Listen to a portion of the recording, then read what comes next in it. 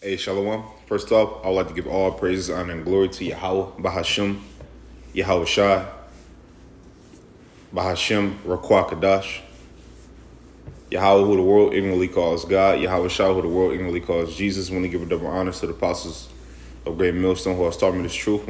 I want to give a peace and blessings to the Akim across the four corners of the earth who teach this truth and risk their life to do so. It's going to be a quick video. Lord, when the video is edifying, Lord, I can get something from this video. Basically, what this video is going to be about is the downfall of America, man, also known as the virgin daughter of Babylon, the daughter of Babylon, Edom, Basra, Sodom, Egypt.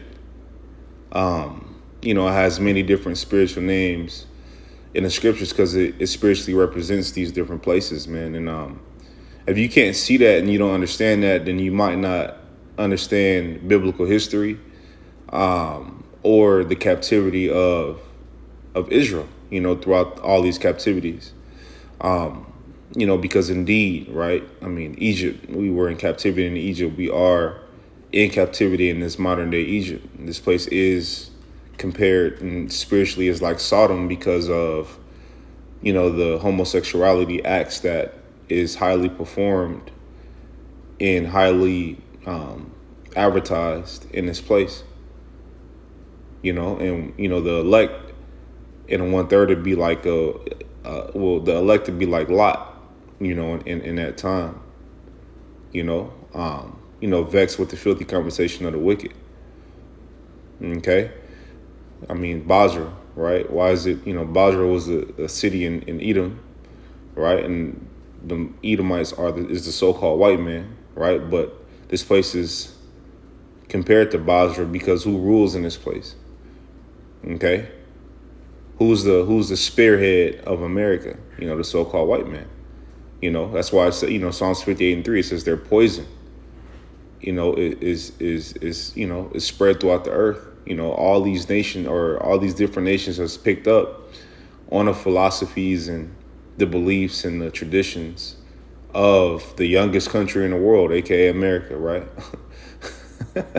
Because it's heavily pushed. I mean, it's prophecy as well, but the reason why, this place is that place where you're free to do wickedly, and you're promoted to do wickedly is because the Lord is going to make an example out of America.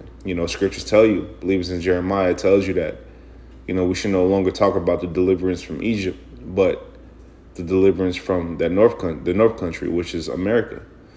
Okay, now you have people who,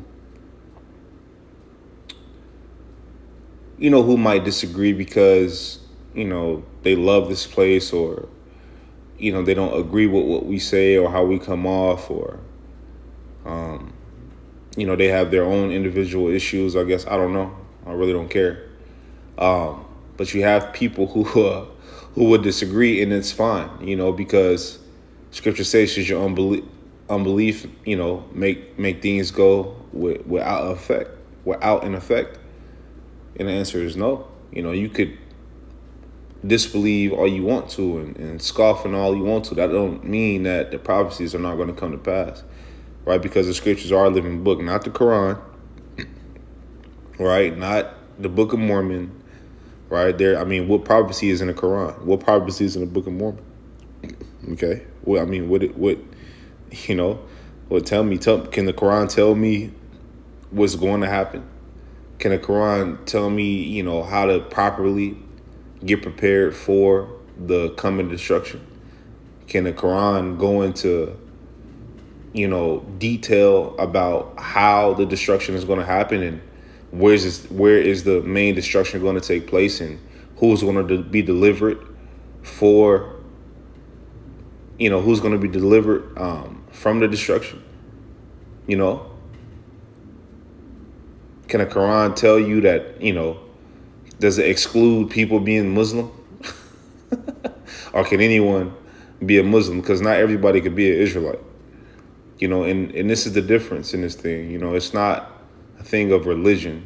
Often you see people quit religions, right? And, I'm not that anymore. I'm not a Christian anymore. I'm not a Muslim anymore. I'm not a Catholic anymore. I'm not a Mormon anymore, whatever, right? Whatever you practice or whatever you worship, right? You have people that say that they're not that anymore. The thing about the scriptures is that, and the thing about the Bible is that it's not a religion. It's a book with law, statutes, commandments directed to a group of people. Okay, this is, and this is not, and that we have to follow. This is a way of life. This is not a thing of practice, so to speak. This is not a thing of if you feel like doing it. This is not a thing of choice, so to speak. I mean, if it is in your mind and you choose not to do it, then you could possibly be X'd out. You possibly be X'd out. This is the thing where once you understand the scriptures, you understand prophecy, you understand who is it directed to, then you understand things on a different level. You will understand that if you're a Israelite of the bloodline, you can't be a Muslim. You can't. You can't be. Even Muslims know that. I believe that they know that they come from Ishmael. Jacob doesn't come from Ishmael. But the Israelites do come from Jacob. Okay, so you have to, once you get a full understanding of what this is about, then you start putting two and two together. Then you start to realize that a lot of the things that is practiced and a lot of the things that are put on a pedestal in a society is either for trend or for bullshit, to be honest with you.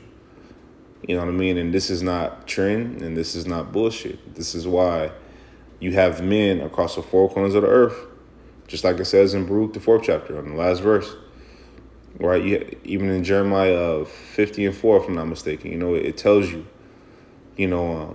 it's men across the four corners of the earth who teach and preach his word, and some men has never met each other before. Okay, but yet we're still on one accord. You have dudes who meet each other and believe in the same thing and still not on one accord because their belief is not a solid foundation. Their belief is a thing of choice. It's not a thing of fact. You know what I mean? It's not a thing of, because scriptures, is definitely a thing of fact. And, once you read the scriptures, it could cut you.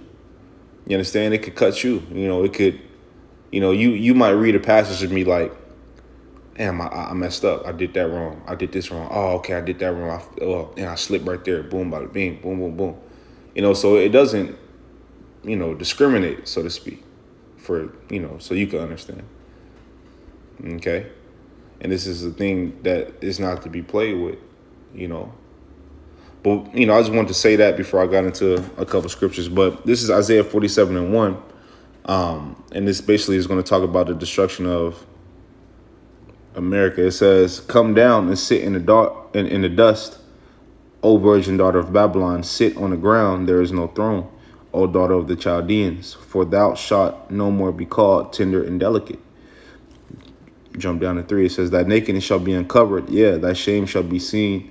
I will take vengeance, and I will not meet thee as a man." Okay, so the Lord is talking about that he will take vengeance. He will not meet this specific place as a man. Okay, well, when you read in 2nd Esdras, the 13th chapter, it tells you how he's going to come back.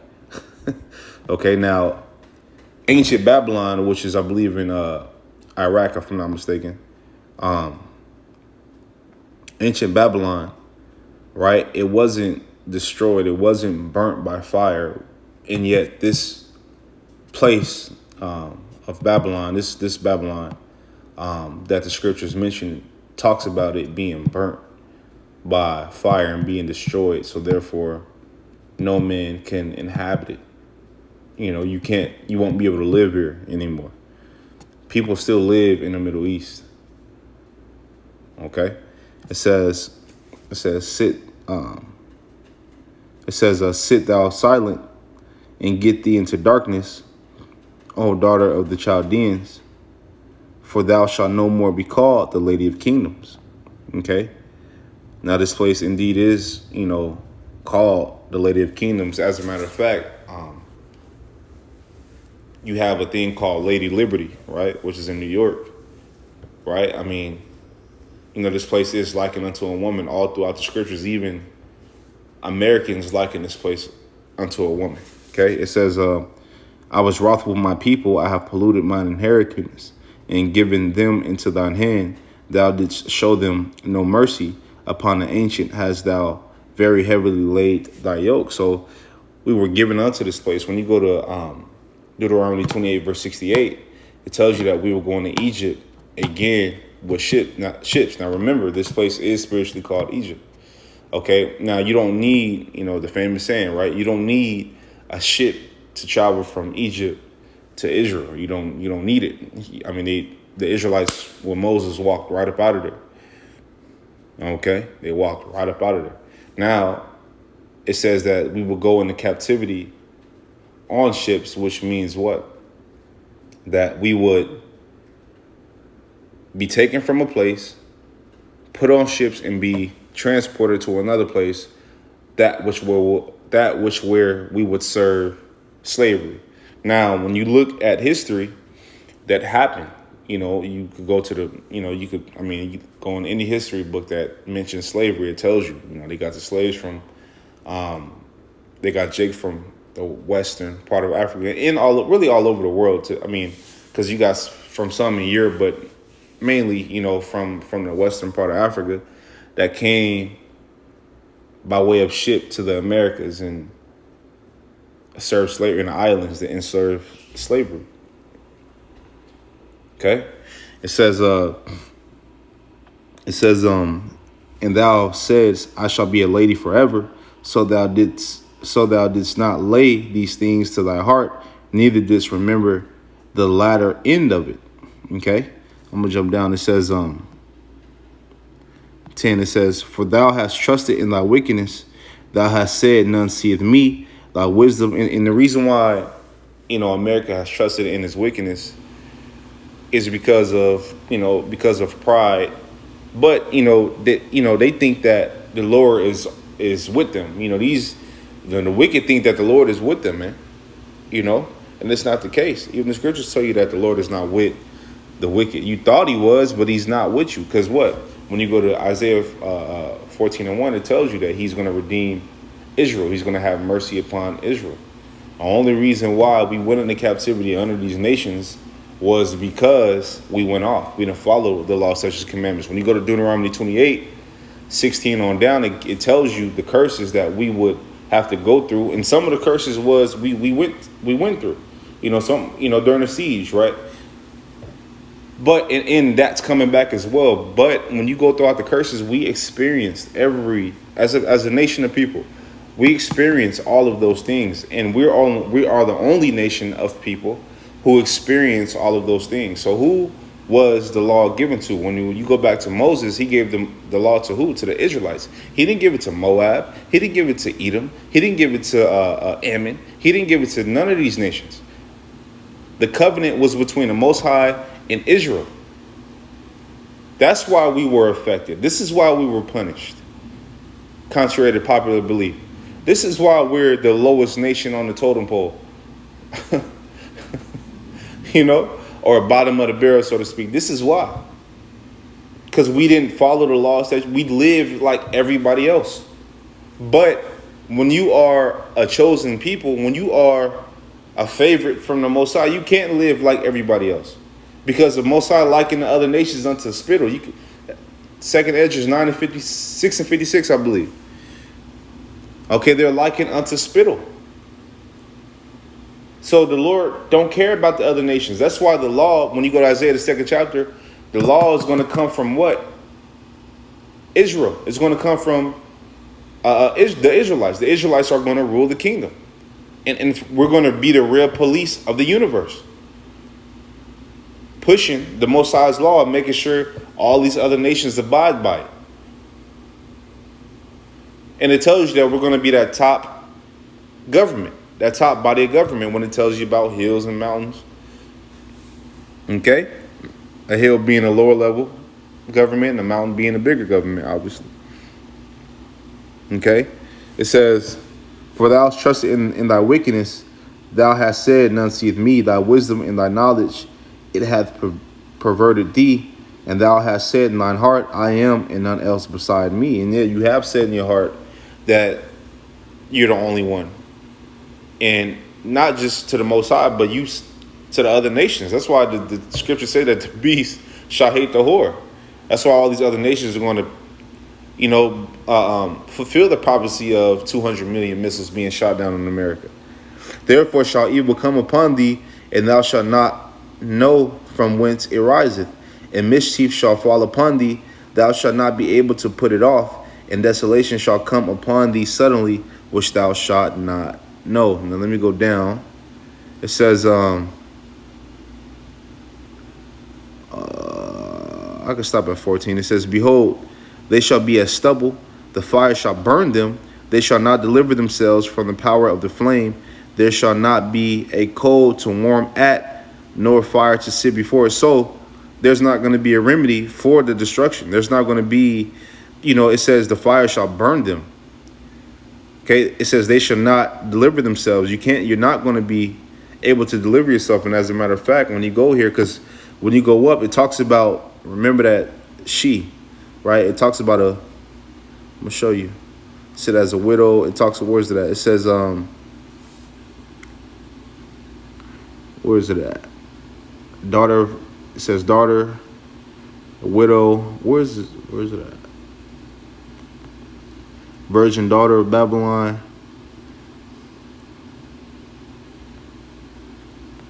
All right, so it's likened this place unto a woman. Right? So when we go to Baruch, right, what does it say? Let's jump down. This is Baruch 4. And matter of fact, let me grab this too. This is Baruch 4:24. It says, like as now the neighbors of Zion have seen your captivity, so shall they see shortly your salvation from our power, which shall come upon you with the great glory and brightness of the everlasting. My children, suffer patiently the wrath that is come upon you from the Most High, for thine enemy hath persecuted thee, but shortly thou shalt see his destruction and shalt tread upon his neck. So the Lord, right, allowed the heathen to get their hands on us, so to speak, because it came from the heathen through the Lord. From the Lord through the heathen, Salakia. Okay? That's why we were put into captivity. That's why, it's evident. What the fuck? If you look around and you go to your average hood, man, who there? Jake. Look at the poverty level. Who there? Jake. You got motherfuckers don't even believe that we were slaves. Like, what kind of shit? And it's evident. If you have if your great great grandfather or grandmother is alive, they could tell you about, the prejudiceness of the so-called white man. They could tell you a little bit about slavery. They could tell you that the shit was real. You can't tell your forefathers or your grandfather's grandfather, your grandfather's dad, which is not likely he's alive, but or even your grandfather. You can, if you had a certain age and your dad is still alive, you can't tell your dad that racism didn't fucking exist. And you can't tell his father, he wouldn't be able to tell his father that segregation didn't exist, and then he wouldn't be able to tell his father that slavery didn't exist. Okay, it's inevitable. You got people like that are neglecting history, but yet, nigga, you look up every day and you're the last. You're done. You're the last. When it comes to the finance, when it comes to anything, nigga, you're last. So how if we didn't have, and the reason why I'm saying this because I ran into a Jake. I used to work with a Jake. I used to work for a Jake, and he didn't believe that everything that they told us about slavery was true. In fact, or in a sense, in the fact that he believed that not all of us were slaves, and it wasn't as bad as what they're making it seem like. But if it's not as bad as making it seem like, how come throughout the years, we're the most docile, lethargic people who lack any type of history. Until now, until the Lord woke up the prophets and actually gave us our biblical history, showing us who put us in captivity, what type of man that is, who the heathens are, how they're in cahoots with each other, how they're confederate with each other to take down Israel.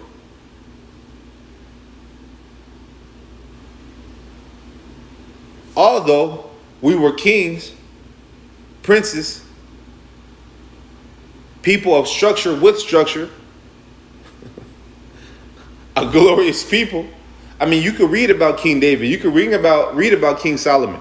You could read about these different things. You could read about the wisdom that Solomon had that's still used to this day.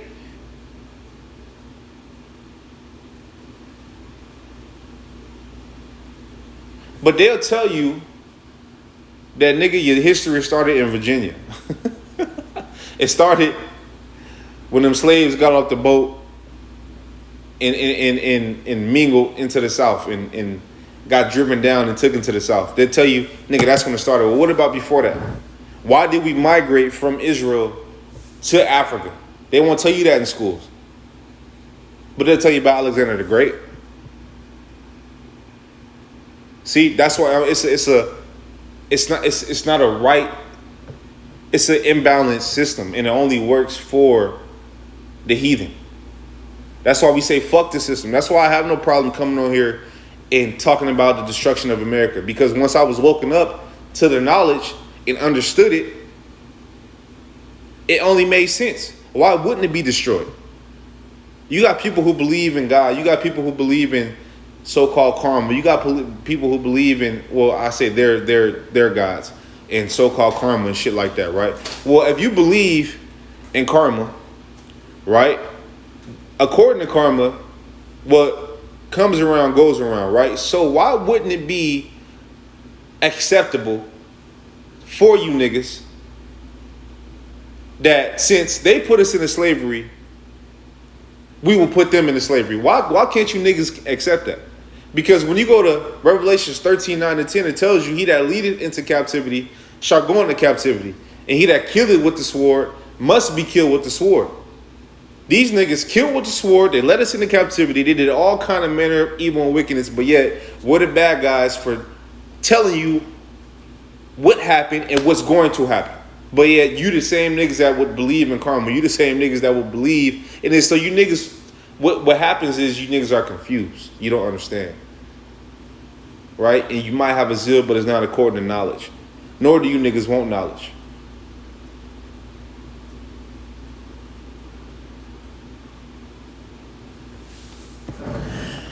It says, 25, it says, my children suffer patiently the wrath that is come upon you from the Most High, for thine enemy hath persecuted thee. But surely thou shalt see his destruction and shalt tread upon his neck. See? How is that unrighteous? You know, you got, what do you mean that we're going to tread upon the enemy's neck? We're going to have the heathen in captivity. Why wouldn't you want to have the heathen in captivity? That's what the fuck they were made for.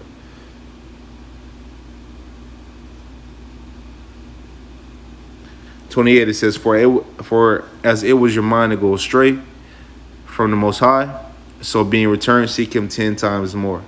Okay, let me go down. And that's for us, man, because we did go astray. But we came back, some of us. You know, Lord willing, I'm one of those men that is a part of the elect or the 1/3. Lord willing, I don't know. You know, I don't know.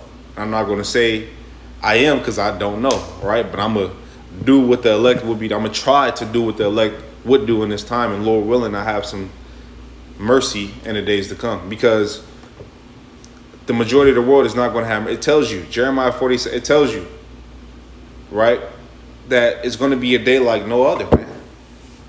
It's going to be a day like none before. I mean, I was just on a news break, and they found a little baby dinosaur looking thing. They found a deer or whatever it was with fangs. I mean, scripture talk about newly created beasts. So it's like, you know, it sounds far-fetched to the peon-minded person, but it's okay. because your incredulity doesn't mean anything to us. It doesn't. I don't give it, because last time I checked, you unbelieving motherfuckers can't save nobody, not even your damn self. And you people with an opinion can't save nobody, even your damn self. That's up to the Most High, man, who's actually blinding your goofy ass from understanding the truth.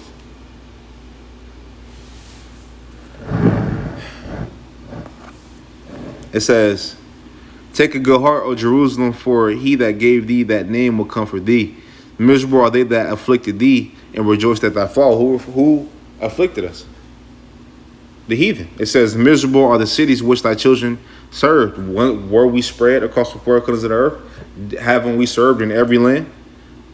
It says, miserable was she that received thy sons. Now remember that she. It says, for as she rejoiced at thy ruin and was glad of thy fall, so shall she be grieved for her own desolation. Okay, we just got it. Isaiah. It says, for I will take away the rejoicing of her great multitude, and her pride shall be turned into mourning. So same thing. This is talking about the virgin daughter of Babylon. This is talking about America. It says, for fire shall come upon her from the everlasting, long to endure, and she shall be inhabited of devils for a great time. So it talks about that fire again. It talks about thermonuclear missiles again. It talks about what's to come. It talks about a judgment. It talks about, which is that second death. It talks about, it talks about what's to come, man.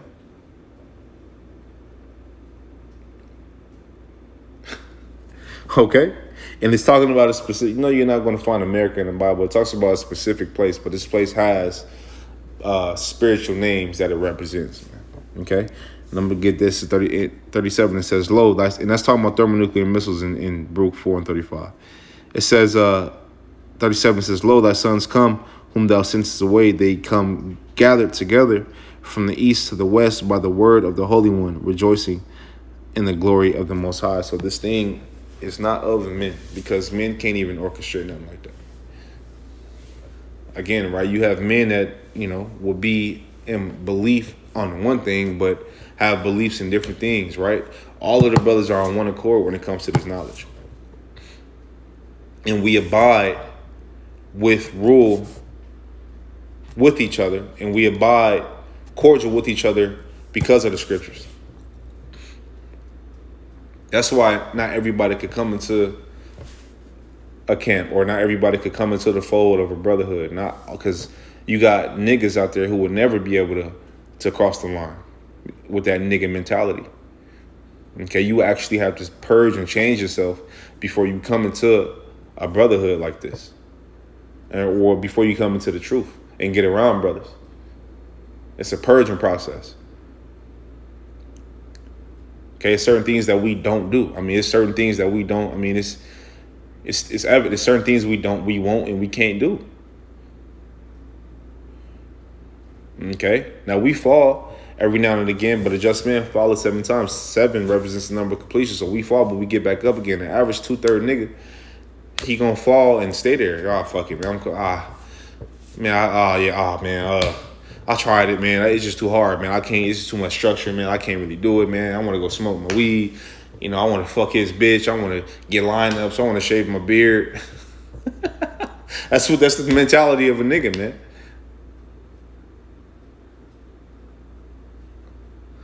Man, he ain't gonna kill me over no lineup. He ain't gonna. Yeah. Come on, man. It's not the mentality you would have, that you can have coming into the truth. Okay, so with that, man, Lord willing, the video is edifying. Lord willing, I can got something from this video. I want to give all praises, honor, and glory to Yahweh, Bahashim, Yahweh Shai, Bahashim, Rakwah Kadash. I want to tell you, brothers, keep pushing. Lord willing, it was edifying. I want to say shalom.